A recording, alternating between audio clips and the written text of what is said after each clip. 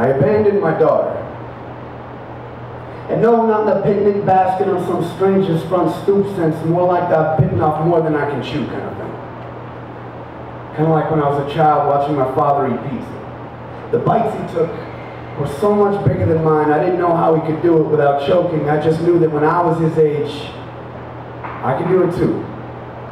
But 2 years into a marriage I should have had the foresight to avoid, I found myself choking on the idea of failing as a father.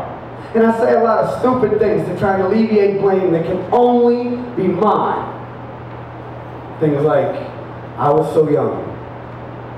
Or the girl I was with was a cheater, so to keep her away from my heart I went on the run with it, or I wasn't ready for the responsibility.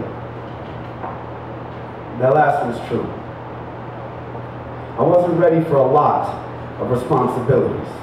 Not ready to see that at 15 I wasn't ready to be having sex yet, even though it wasn't my first time. Not ready to see that I wasn't ready to be a daddy, let alone a father.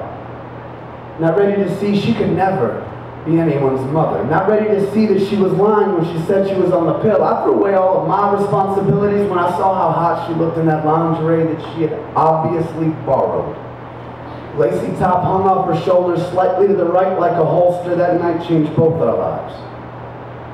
And I've come to terms with the choices I've made and make, and I realize a lot of them have been mistakes, but admitting them doesn't mean that I'm proud. But it would be stupid to say I'm ashamed. It's not a big enough word. It should have 140 syllables, so every time I exhale, I can breathe it out in a sonnet and leave 2,471,921, 22, 23 post-it notes from this very spot to Rock, Illinois saying I'm sorry. Marissa, I am so sorry if I thought it would be enough, but it can never be enough. Instead of stories about her first grade, her first games, her first crushes, or even her first kisses, I've got stories about night fights on the bridges in Philadelphia, bribing the police officers outside a Monterey brothel, or how accommodating the Vancouver jailers can be. I would give back every moment of the last nearly 17 years for one more Daddy, I love you. Or to watch us sleeping. No, if I can pick, I want us to be dreaming.